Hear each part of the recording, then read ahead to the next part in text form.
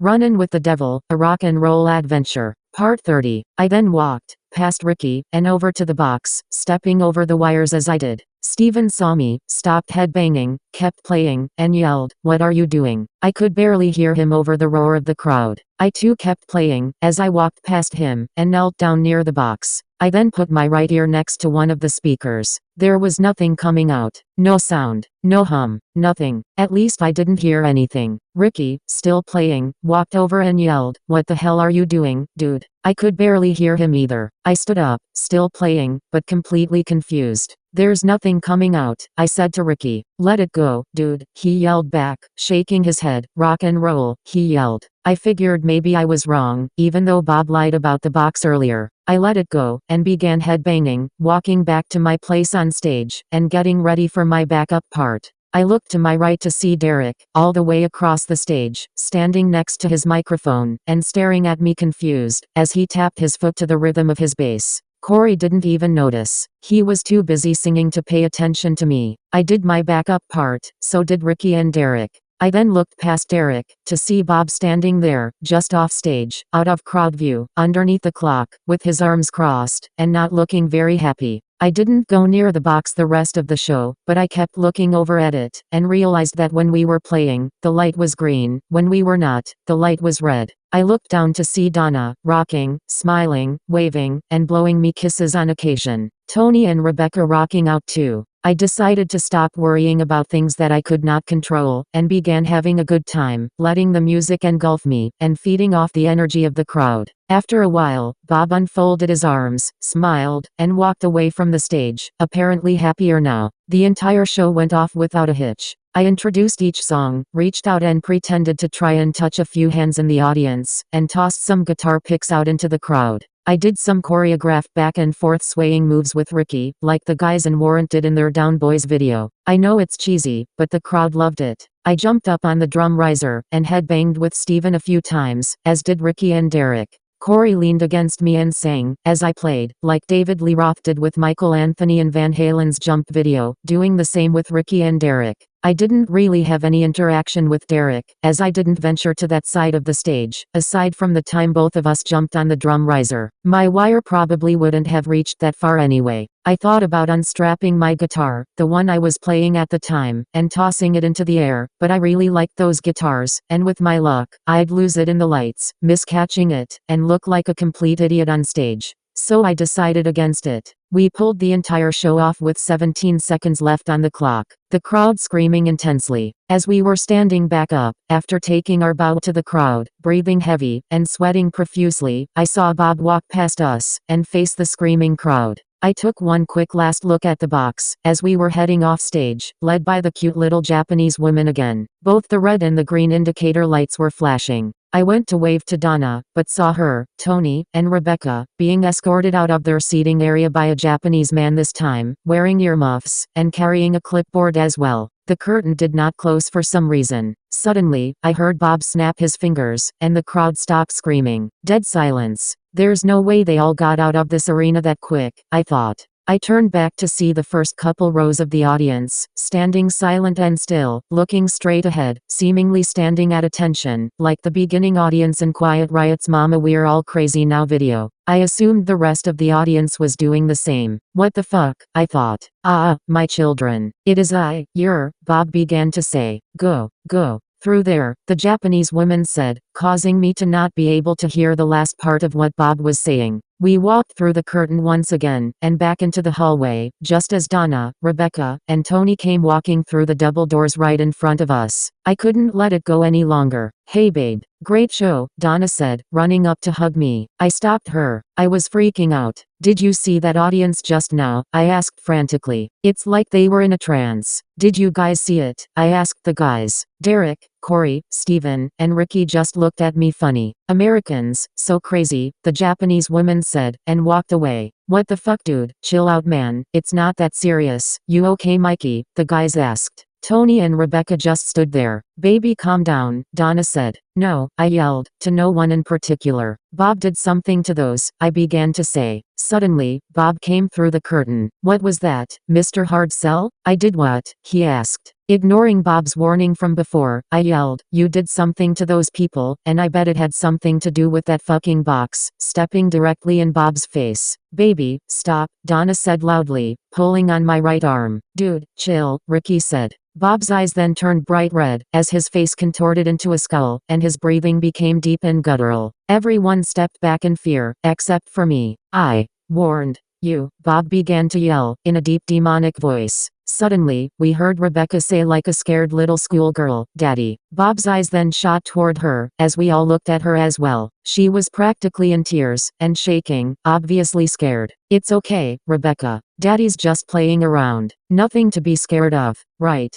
Daddy, Donna said, walking over to Rebecca, putting her arm around her waist, consoling her, and giving Bob a do the right thing look. Bob's breathing quickly returned to normal, the red in his eyes slowly faded, and his face became happy and smiley once again, in what I can only assume was his attempt to calm his daughter down. Oh yes. Just joking, dear, Bob said smiling, putting his right hand on my shoulder, and squeezing a little harder than normal. Actually, a lot harder than normal. In retrospect, Rebecca probably saved my life that day. I'm gonna have to thank her for that. Anyway, Bob then looked at me intensely. Mr. Hardsell, what is it that you think I did? Bob asked, as calm as a pissed off devil could. I think you made our music all poppy and radio friendly, so we would appeal to a broader audience, making them want to buy our album. Had Edgar put back masking bullshit on each song to draw them to the concerts. Then sent subliminal messages through the speakers of that box, turned the whole audience into your own little evil minions, and took their souls. I know what I saw, Bob, I said. Songwriters, man, Steven said. Shut up, Steven, I yelled back. That could not be further from the truth, my dear boy. Look, Bob replied, pushing open the curtain, and walking back on stage. Come, he said. I reluctantly followed him. We reached the edge of the stage. Bob then pointed to the sitting area. I looked where he was pointing. There, I saw the remaining members of the audience, walking out, talking, high-fiving each other, throwing up the horns, and laughing. Do they look like they are hypnotized, Mr. Hardsell? Bob asked. What the fuck? I whispered to myself, now more confused than ever. You might want to stop drinking so much coffee, son. You're starting to hallucinate, Bob said laughing. He put his arm around my shoulder, and walked me back into the hallway. Now, Mr. Hardsell, if I actually did what you think I did, then those messages, as you call them, would have affected everyone in the arena tonight, including the 5 of you, your little girlfriend here, Rebecca, and Tony, not to mention, all the instrument techs, the stage crew, and all the employees of the venue. Were you affected, Mr. Hardsell? What about Donna, or the little Japanese woman, that escorted you to and from the stage? Was she affected?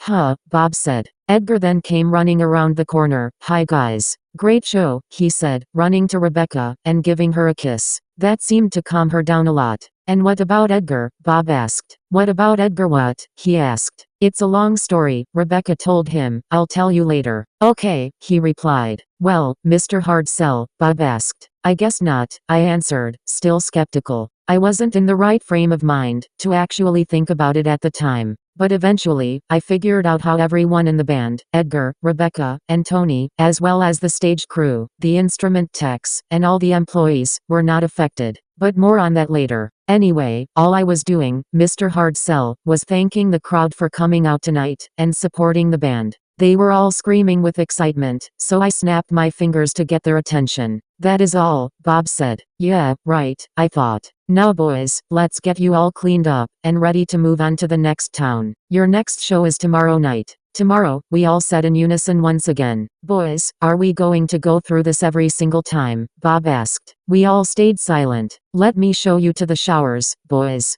This way, Bob said, and began walking down the hallway, making left and right turns, finally ending up right in front of the dressing room door. The door to your left leads to the changing room and shower area. There you will find all new gear, as you put it, Mr. Hardsell, as well as all the toiletries and towels you will need. Shower quickly, boys. We must be on the road as soon as possible, Bob said. Rebecca, Edgar, Donna, Please wait for us in the limo, it's right outside that door. Yay. Girl time, Rebecca said, clapping her hands, smiling and bouncing. Bob then pointed to a set of double doors at the end of the hallway. I won't be long, he said. What do we do with the clothes we're wearing? Asked Ricky. Leave them there, boys. I will have them collected at a later time, Bob answered. Tony, may I have a moment of your time, to discuss a small business matter? Bob asked. Sure, Tony replied. Bob then opened the dressing room door, and they walked inside, with Bob closing the door behind them. We all then walked over to the changing room door. Donna gave me a kiss, and waved bye, as her, Rebecca, and Edgar made their way through the double doors. Stephen opened the door, and we all walked inside.